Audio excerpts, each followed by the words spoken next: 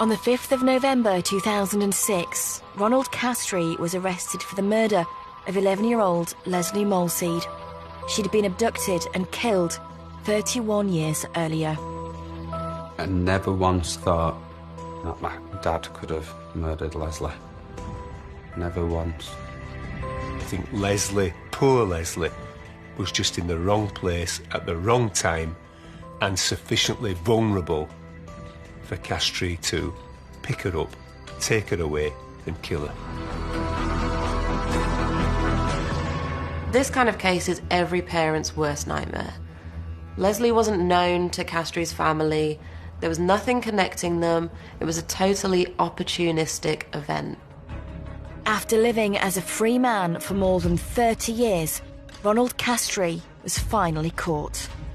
I have no knowledge, and I've certainly never met this little girl or any member of her family. It was so savage, a murder so brutal, that it could not be forgotten.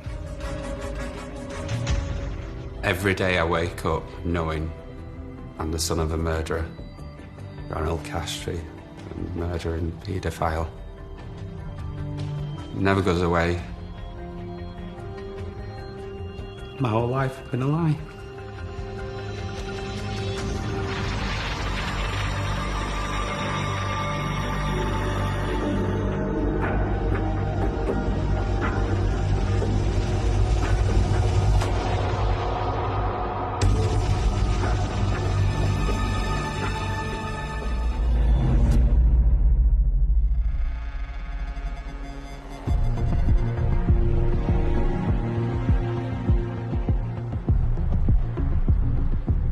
So here we are on Delamere Road on Turfhill Estate at Rochdale. Not a great deal has changed here. Everybody knows each other and everybody knew each other in 1975. It was in that year that West Yorkshire police were alerted to the disappearance of an 11-year-old girl called Lesley Molseed. Indeed, Lesley was well known throughout the community, and this is where Lesley was sent out for her particular errand on Sunday the 5th of October 1975, perhaps about 12:30. You can imagine the panic at home when Lesley didn't return from a minor errand. I would say within an hour of her not coming back, her father went to the shop that she was supposed to get the bread from, and she hadn't turned up there. So Lesley was an 11-year-old little girl. She barely weighed 3 stones in weight. It's just a little girl. We know that she'd had a learning disability, which is an important factor, I think, in this case. She was slightly vulnerable because of that. This is the pathway that Lesley came along and turned right to walk down Delamere Road and down to Styups Lane at the bottom. Styups Lane's the last place anybody saw Lesley. The police searched everywhere. Lesley's body was found 3 days later. She was on a grassy ledge, which was something like 14 feet above the carriageway. So here we are up the banking from the lay-by, and this is where Lesley's body was left, and this is where she was killed. A young girl, 11 years old, stabbed 12 times and sexually assaulted. Lesley's initial disappearance in 1975 is bound to have had a significant impact on the local community. Though the media wouldn't have been as quick as perhaps it would be today at reporting this, there would have still been significant word of mouth spreading across the local community and immediate increased fear about public safety. The killer, 21-year-old Ronald Castry, would get away with Lesley's murder for 31 years. My father's background, he came from quite a privileged background, and he was brought up going to a private school, piano lessons. He had everything money could buy. He was an only child. He was spoiled. He had every possibility of starting good in life. think my father's mother, my grandmother, treated him well, spoilt him, idolised him. My grandfather, father's father, no, he bullied him. They didn't have a close relationship. On the one hand, you have this very almost spoilt identity where it's like, I'm wonderful whatever I do because my mum told me, and my dad tells me I'm a terrible, terrible person, criticises me and picks on me and bullies me all the time. So you got these two opposing messages in the same person. And so he seemed to develop an overcompensatory identity of I'm better than everybody else, quite self-serving, quite arrogant, as a way of dealing with the world.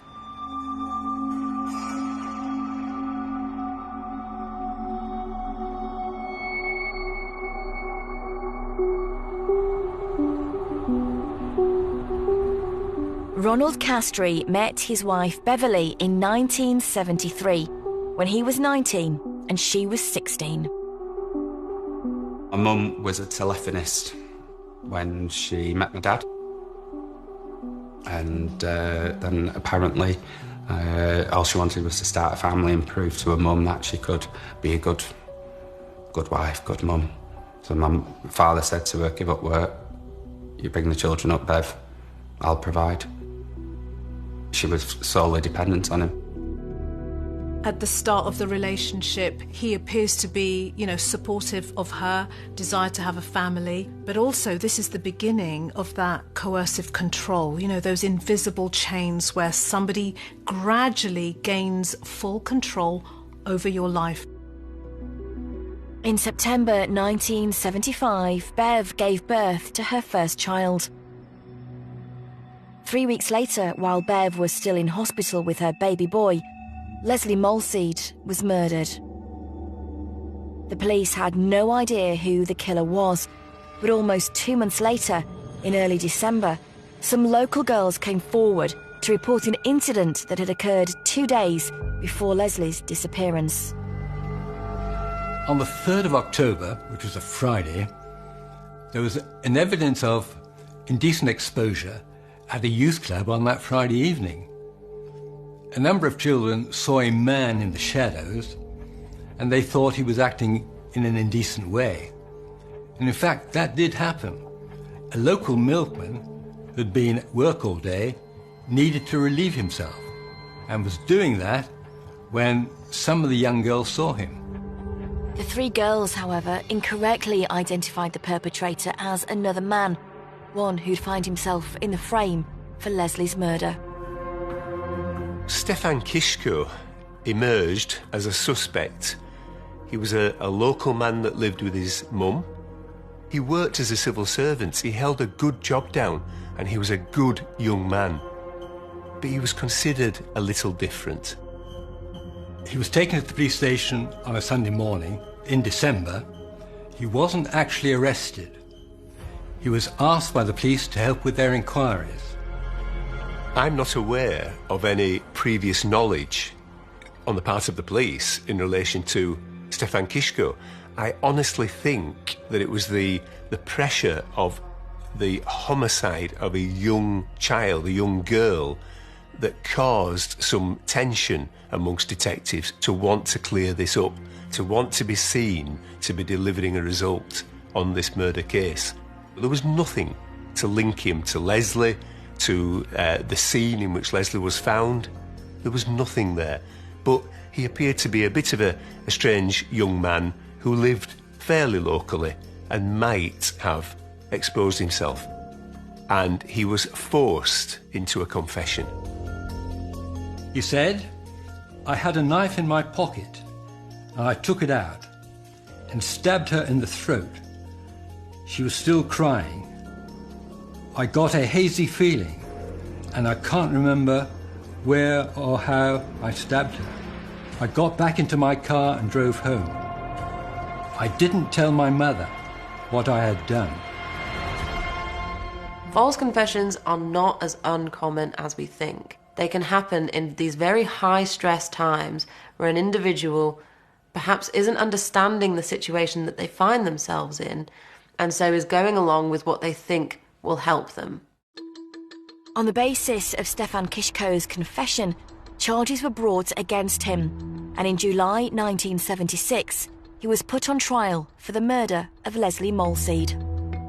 I wasn't present at Stefan Kiszko's trial, but I am aware of the nature of the prosecution and what the prosecution case was, and indeed the way in which the defence, for me, inappropriately conducted their defence tactics. The idea that he hasn't done this, but if you think he has, maybe it was manslaughter. Maybe he didn't actually mean to kill her. Trial lasted about 2 weeks. At the end of it, Stefan was found guilty. The major failing of the trial of Stefan Kiszko was that the court never had it brought to its attention that Stefan Kiszko could not produce sperm. It was known at the time that there was sperm in the killer's semen, and that should have been made known to the court.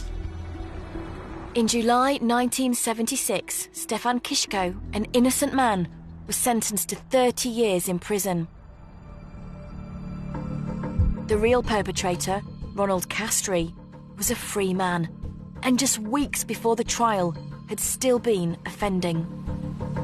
Ronald Castry had committed an offence strikingly similar to his abduction of Lesley Molseed, a 9-year-old girl who lived 10 minutes walk away from Lesley's address on the council estate.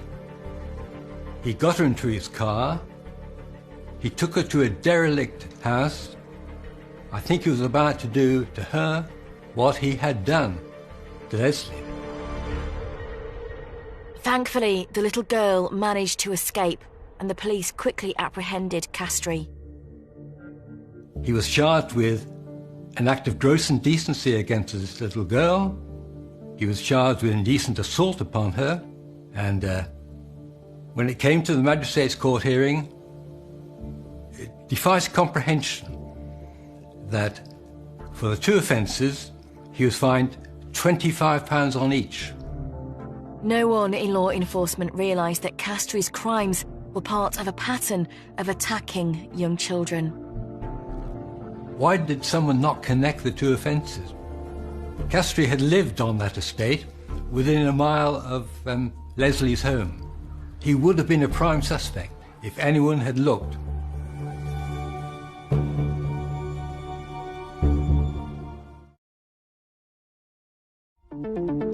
In 1979, Ronald Castry and his wife Bev welcomed another child, Nick. His younger brother followed in 1984. This is my childhood home, where I lived from when I was 5 years old till when I left when I was 17. This area is where I would play with my older brother on our go-kart, homemade go-kart, dumper truck. When my brother got his motorbike, he used to let me have a ride on it with him. So this area does have a good few memories. But life for the Castry family was far from normal. There's a true saying, you never know what goes on behind closed doors. And it was a violent, unhappy, volatile atmosphere for any child to grow up in. They would just argue non-stop. He would beat her black and blue. If she hadn't got the tea right, if she hadn't cleaned the house right, if she didn't bring him a drink of whiskey in an evening, you can't get anything right, Bev. You waste of time. So the worst memory I have of my childhood home is my father breaking my mum's nose and blood exploding down the staircase. So this guy had done a phenomenal job of cutting Bev off from any source of support by reducing her to a submissive, terrified woman. And she had no family stepping in to say, he beat you black and blue, get out and come and stay with us. Instead, she had the opposite. Well, I've got no room for you, go back. What choices did she have? None. My only positive memory is Christmas morning. The one time that we could be happy and open our presents. And the one time he would interact with his children and build the toys for us. Most days he would be a violent man, an angry man. It was like we always felt we were never wanted. We were just there. We were just the cover for him. I never understood really why. You know, children come into this world and the first people they attach to are their primary caregivers, and that attachment makes or breaks a child. And that attachment is about, and should be about, love, security, fun, you know, containment, I keep you safe, boundaries, all of that. And what Nick is asking to this day, why didn't you do that for me when I was little?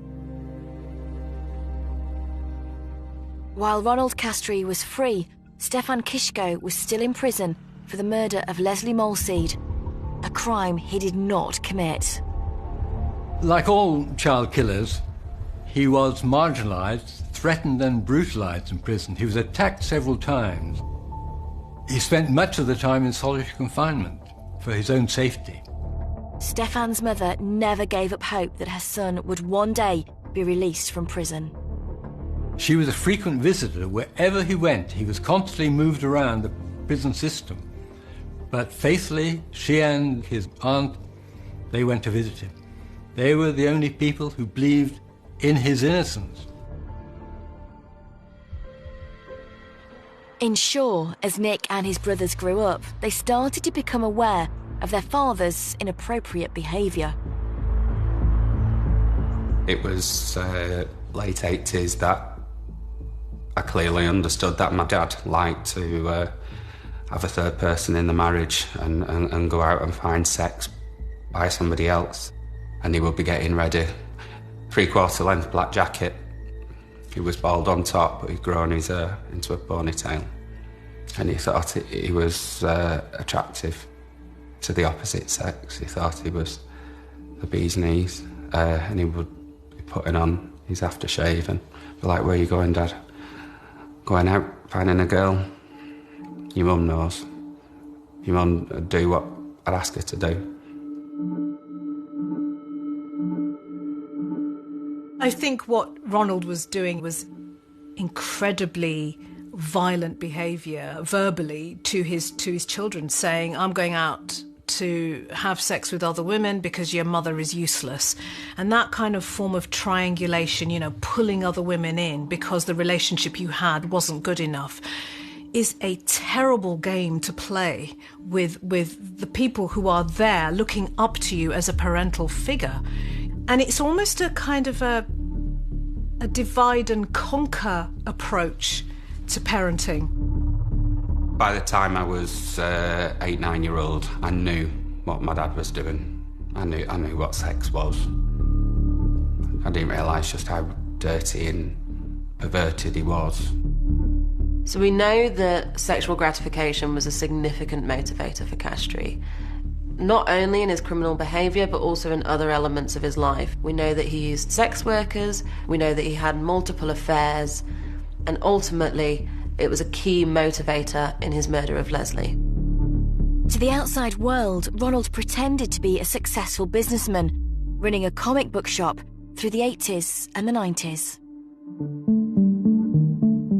So the business that my dad was in was hardback books, comics, porn magazines. He always seemed really busy and successful. We always seemed to have money. I remember one day he came home with a Range Rover, you know, and it was like, gosh, Dad's brought this home. But it wasn't that successful. The house was falling apart. There was green mould up the walls. The windows were rotten. He never decorated it. I suppose not every family home has boxes and boxes, rows and rows of comics, Batman, you know, Spider-Man, but then there'd also be the pornographic stuff. We'd end up having to, he'd put them in plastic sleeves and you'd sellotape them down and price them up. You know, and we had 12 out. At some point, I think Nick would have seen things that he knew was wrong, but he may have also felt confused as to why am I seeing this and what's my dad doing? And I think that is the child's eye. What's happening around me? I don't understand it. But from the point of view of the grown-up, it sounds like that grown-up couldn't care less. It was all about him and his own needs and his own selfishness. And whether the child saw it or not was irrelevant to him. All I remember, my memories of my relationship with my father when I was growing up, was him calling me hysterical, jumped up, queer. I didn't have many friends to confide in. And so, yeah, he'd be using homophobic language to me because I didn't come out to him. In fact, I actually never came out to him. I just remember my mum really didn't say very much. It was like she was scared of him. She wouldn't stick up for me. Other than just, never mind, it's fine, don't worry about it, ignore him. Because I didn't understand what queer meant. I didn't understand why a father could say those things to the child. In 1992, after years of perseverance, Charlotte Kishko succeeded in clearing her son's name for the murder that had actually been committed by Ronald Castry 17 years earlier. Well, I was in a way framed because, the detectives just said, we'll just get it all wrapped up for Christmas and just end it somehow, one way or another. With Stefan Kishko now in the clear for Lesley Molseed's murder, the police resumed the search for her real killer. I never heard my dad talk about Stefan. No, nothing was ever mentioned. Not when we were growing up or when we were around him. He certainly never really talked about the disappearance and murder of Lesley. Lesley Molseed's family said they would never rest until whoever really killed her was brought to justice. I just remember on occasions he'd say, you can turn that rubbish off.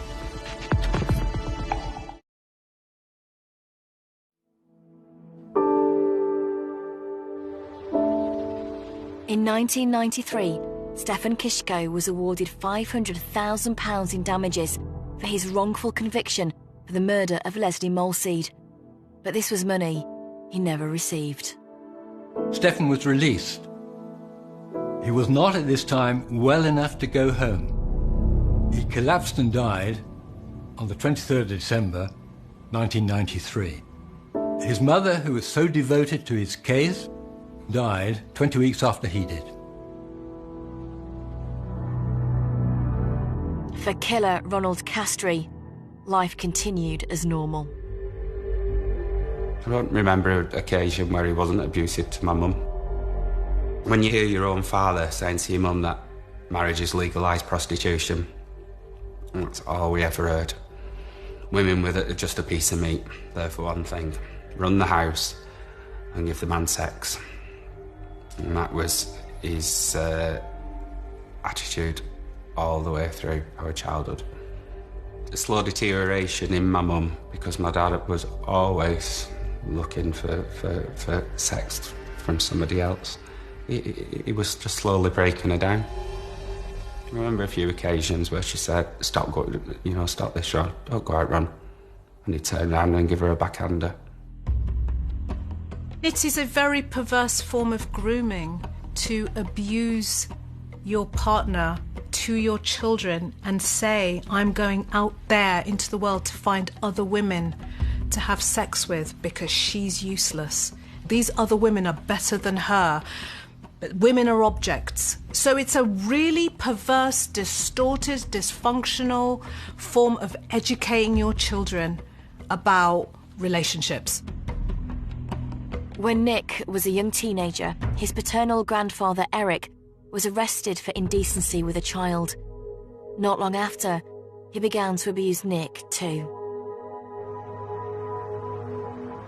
My dad's dad, he always agreed to take all grandchildren away to London when they were old enough. So he says, like, Nicky, he used to call me, Nicky's coming up to be old enough to take to London. Do you want to go?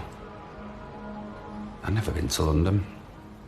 So he agreed to take me to London. By that point, I was 14, about 1993. I remember this one night we went back to the hotel. We'd gone down for dinner. My grandfather was in the bar having a drink and what have you, and I said, I'll go back to the hotel room. I'm tired and what have you. So I did do. I suppose like any young teenager, you start exploring your body. What I didn't realise is that my grandfather had walked in the bedroom, and that's when the abuse started. I was too afraid to say anything at home. You know, with the homophobic abuse coming from his son, my father, let alone, you know, your dad's abusing me. I didn't want to upset my mum. She had enough on her plate. So I didn't say anything. You know, it was like, never happened. In hindsight, Nick wonders if his father Ronald's abusive behaviour stemmed from his own childhood experiences. I fully believe that there was some form of abuse from my grandfather to my father. We know that that kind of abuse at a young age is likely to have lasting psychological impacts. And that's because from a young age, they've been subject to really traumatic events. And that trauma can have a significant impact not only on brain development, but also understanding of healthy and functioning relationships. I didn't know what was right, what was wrong. I didn't feel anything. I was empty by that point. I had no feelings. I was just in survival mode. Yeah, I just remember it's our secret. You know, we used to keeping secrets. While a teenage Nick focused on surviving his home life, in the late 1990s, DCS Max McLean was called in to reopen the investigation into Lesley Molseed's murder. So obviously once Stefan Kiszko's innocence had been proven at court of appeal, the issue for us at West Yorkshire Police was, well, who was the killer? We began by visiting Delamere Road and the local scene and understanding it, and then of course poring through all the original papers and all the files that we had. Although Ronald Castry wasn't yet a suspect, his reputation was a topic of local gossip. We were at high school and they'd say, oh, your dad that runs that comic shop, yeah, he likes kids, don't he? And again, I didn't really know what they were all going on about. I knew he was weird, but I just wasn't old enough really to realise. I suppose because it had been my life and I didn't know anything else. Aged just 17, Nick moved out of the family home, taking his mother with him. So my dad was at work on this particular day that we decided to do a flit, and we knew we only had a window of so long to just get as much as we could out of the house to set up a new life. I'd passed my test, I had my own car, and we just put as much stuff as we could in the car and just did as many trips as I could to the rented house that I'd found. I was running on adrenaline, and my mum was a nervous wreck that he would come home and find us. For Nick at 17 to pack up and say to his mother, right, sort everything out, we're getting out of here, and taking her away to a safe place takes a lot of internal strength and resilience. But I also think there's a survival element to this where Nick's going, it's now or never. And that's what galvanizes that energy to get the two of them out of there, because enough's enough. In the year 2000, Max McLean finally made a forensic breakthrough in the Lesley Molseed case. When Lesley was originally found, a piece of sellotape was rolled on a roller and taken across her clothing. Originally, that was to try and see if any hairs or fibres might adhere to that sellotape that might link subsequently to a suspect.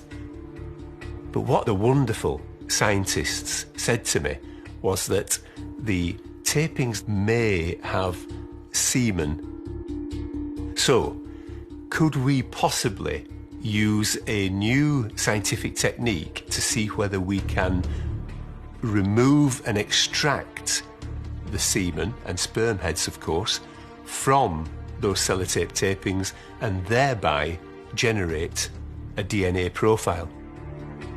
2 DNA profiles were generated from those sellotape tapings. One was Lesley. That was good news for us in terms of establishing the integrity of the sellotape tapings. And we did produce a full DNA profile from the semen, from the sperm in the semen. That is the killer. Wonderful. Where's the match? DNA databases, international databases, anything. No match. They were in a pretty difficult position. It was not until 2005 that Ronald Castry was involved with a sex worker. They disagreed about the procedure or the payment, and he assaulted her. The police were called to the hotel, but the case was not proceeded with. But a swab was taken from Castry's mouth,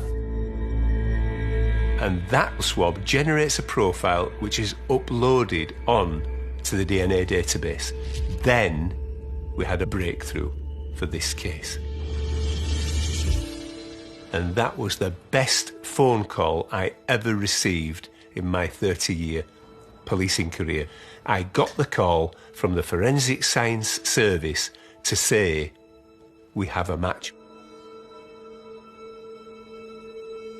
So this is where my dad was arrested, at the family home. And to see that in the press, to hear him talking to the police during his arrest, that was hard. Right, listen very carefully to what I've got to say to you now. You were under arrest for the murder of Lesley Susan Molseed. You're joking? Between 12 noon on Sunday, the 5th of October 1970. I hadn't heard my father's voice in years. Goosebumps ran through me. It's a part of my life that I'd buried, that I'd chosen to not think about. But it may harm your defence if you do not mention, when questioned, something which you later rely on in court. I have no knowledge, and I've certainly never met this dead girl or any member of her family.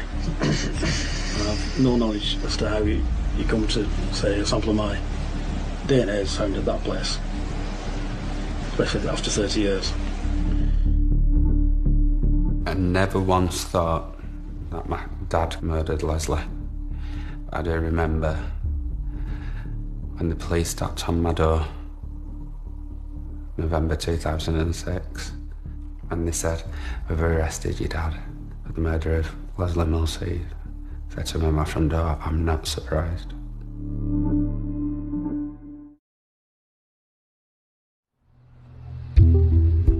In 2006, 31 years after 11-year-old Lesley Molseed had been found murdered, her killer, Ronald Castry, was finally arrested. He was arrested, interviewed, never had the courage to admit what he'd done, and of course subsequently Ronald Castry was charged with the murder of Lesley Molseed. And what did we find out about Ronald Castry? Well, only 9 months after killing Lesley, Ronald Castry abducted and indecently assaulted a 9-year-old girl in the very same area of Rochdale in which Lesley had been abducted from. He was also convicted of a similar offence on a child 2 years after that, in 1978. Despite the fact that they had this direct DNA sample evidence linking Castree to Lesley's murder, he still denied it. But he also had this long history of getting away with crime. He had been fined for a sexual assault previously, he'd been a long-term abuser of multiple of his family members, and he'd attempted assault of another child. So it's likely that by this point, Castree just thought he could get away with it, as he had done his entire life. But thankfully, that wasn't the case. News of Ronald Castree's arrest brought mixed emotions. I was surprised and delighted when I read, because I think justice for Lesley and her family were paramount. This was a brutal murder where the killer would be a danger to other children and should be caught, tried, convicted, and sent away. From the day that they knocked at my front door and told me that they'd arrested my dad, I never once doubted. I knew he could have done it. I knew he was dangerous. My mum knew. We just couldn't believe that we'd survived it. My mum was so thankful that she had escaped. I think for Nick also, there would be a sense of mixed emotions. Of course there would be. This is also the child who is hearing this from a rational point of view. As a man, I knew he was capable of this, and thank goodness we survived. But also there's another side, which is, this is my parent. How could you do this? And this is a real sense, it is a sense of betrayal, because this is not what parents do. Not only did Ronald's family have to deal with the horrific truth of what he'd done to Lesley, his other crimes also came to light. When I was sat with my mum at her mother's house, and they said the 1976 conviction he's got was for abducting a girl off the street, taking her to a derelict house, etc. My mum's face dropped, and I could tell then she was surprised. I said, if you'd have known what he'd done, would you have stayed with him? She said, you wouldn't be here now. No. She couldn't believe it. I looked at the police and like, you're tearing strips off my life. I mean, to say that I've been brought into this world by a serial paedophile. Castree's wife and sons also learnt of his conviction in 1978 for abducting a 9-year-old boy. Well, that brought me that point. And I'm not for one moment saying it's right with any child. But we always thought we were safe because he had 3 boys. Any father, son memory I had, any relationship I had with this man, he'd destroyed, he'd broke. It was all a lie. When he recognised that not only was his dad a paedophile, he was also abusing boys, and Nick was never safe, and all the safety mechanisms that he thought he had as a boy, I'm in the safe zone, he's not going to look at me that way, potentially weren't true.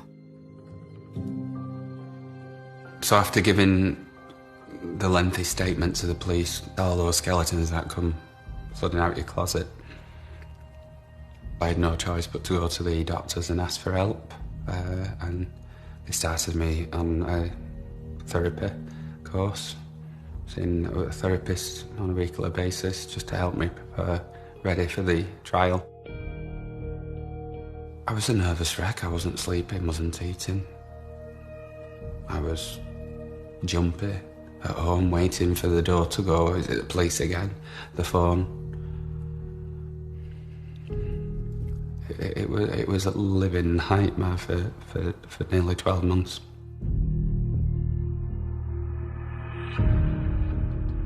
In October 2007, 32 years after the crime, Ronald Castry faced trial at Bradford Crown Court for the murder of Lesley Molseed.